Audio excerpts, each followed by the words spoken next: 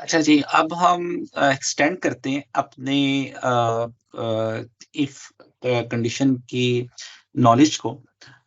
Last time हमने ये एक प्रॉब्लम सॉल्व की थी, जिसके अंदर हमने जो फंक्शन है उसको इस तरह लिखा था कि उसके अंदर जो डिस्काउंट है, यूजर को अगर संडे है तो 10% हम डिस्काउंट उसको असाइन कर रहे थे, और अगर संडे के अलावा कोई दूसरा डे है तो उसको हम 5% डिस्काउंट असाइन कर रहे थे। और इसके लिए जो हमने दो कंडीशन लगाई थी, एक ये, इफ डे इज संडे तो ये काम कर दो, अगर डे संडे के बराबर नहीं है तो ये काम कर दो। तो इसका एक जो पॉसिबल कोड स्ट्रक्चर था वो कुछ इस तरह का था कि हम दो वेरिएबल इनपुट कर रहे थे उस फंक्शन में, और उसके दो आर्ग्यूमेंट थे। अगर डे संडे के बराबर है तो वो ये काम कर रहा था, और अगर डे संडे नहीं है तो वो ये वाला काम कर रहा था। अच्छा जी, ये मल्टीपल इफ कंडीशंस हमने लगाई थी। इन दोनों कंडीशंस में बहरहाल एक चीज जो है वो कंफर्म है, वो हमेशा ऐसे ही होगा कि ये दो कंडीशन इस तरह की हैं, ये दो कंडीशन जो कंट्राडिक्टिंग कंडीशन है। कंट्राडिक्टिंग कंडीशन मींस कि ये दोनों कंडीशन कभी भी एक वक्त में ट्रू नहीं होंगी। यानी कि अगर डे संडे होगा तो फिर ये कंडीशन कंफर्म है, ये फॉल्स हो जाएगी। यानी कि अगर कि ये कंडीशन ट्रू है तो ये कंडीशन दूसरी वाली तो हमेशा फॉल्स होगी। और अगर ये कंडीशन फॉल्स है, यानी कि डे मंडे है, तो कोई दूसरा डे है, तो फिर ये वाली कंडीशन फॉल्स है तो ये कंडीशन ट्रू होगी। यानी कि एक वक्त में दोनों कंडीशन ट्रू नहीं हो सकती या दोनों कंडीशन फॉल्स नहीं हो सकती, दोनों में से एक वक्त में एक ही कंडीशन ट्रू होगी। अगर ये ट्रू है तो फिर इसका ये मतलब है ये वाली कंडीशन कंफर्म है, फॉल्स होगी। तो ऐसे केस में जब हमारे पास कंट्राडिक्टिंग कंडीशन हो तो हमारे पास इसके इस तरह इनको लिखने के अलावा एक और भी ऑप्शन है। वो हम अपना कोड इस तरह लिख सकते एल्स के साथ। मतलब कि अगर कंडीशन डे संडे है तो फिर तो तुम ये काम कर दो, और अगर डे संडे नहीं है तो फिर एल्स लिख दो। तो वो हमें एक एक्स्ट्रा कंडीशन जो हम यहाँ पे इसकी स्टेटमेंट लिखते हैं वो हम लिखने से हम बच सकते हैं।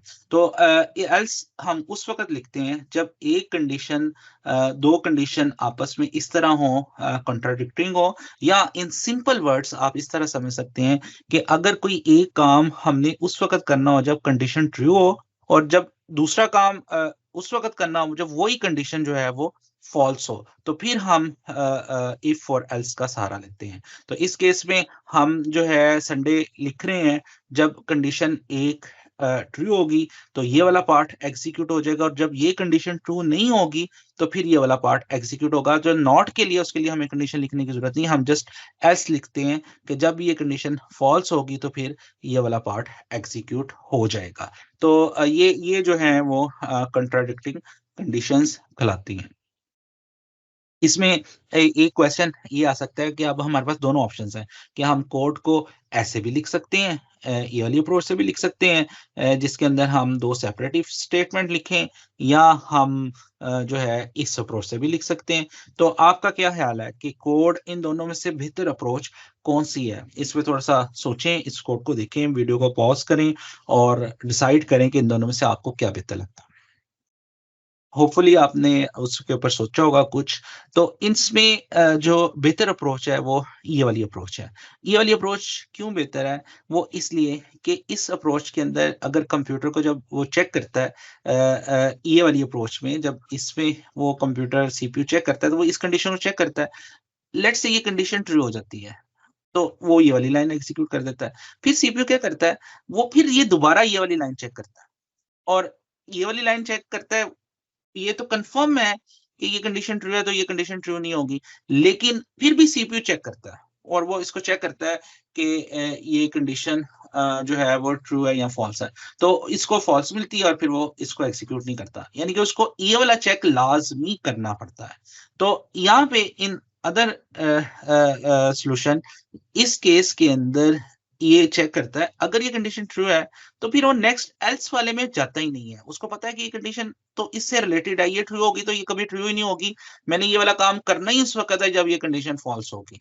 तो इसमें उसको दो दफा चेक नहीं करना पड़ता। तो सीपीयू की जो प्रोसेसिंग है वो ये वाला कोड ज्यादा फास्ट एक्ट करता है as compare to this one, और दोनों बिल्कुल 100% सेम काम करेंगे, लेकिन इसकी स्पीड जो है वो ज्यादा तेज होगी। तो इसलिए जहां कहीं पे हम इफ एल्स का सहारा ले सकते हैं, वहां पे हम इफ एल्स को इस्तेमाल करते हैं। और इन समरी, एल्स इफ एल्स कब यूज करते हैं हम?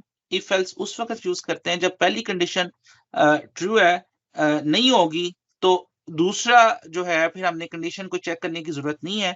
हम बस उस वक्त हम फैसला कर लेते हैं कि ये काम ये जरूर होना है, यानी कि हमारा दूसरा जो हिस्सा है, पार्ट है, वो पहली कंडीशन से स्ट्रांगली रिलेटेड है, वो इंडिपेंडेंट नहीं है, वो डिपेंडेंट है। अगर पहली कंडीशन सक्सेसफुली चल जाती है तो फिर दूसरा हिस्सा नहीं चलेगा, अगर पहली कंडीशन नहीं चलती फिर दूसरे ने मस्ट है उसको एग्जीक्यूट करना है। तो इस केस में फिर हम इफ एल्स स्टेटमेंट यूज करते हैं। और अगर हमारे पास ऑप्शन हो तो इफ एल्स ब्लॉक जो है, इफ एल्स का स्ट्रक्चर जो है वो मल्टीपल इफ से बेहतर ऑप्शन है।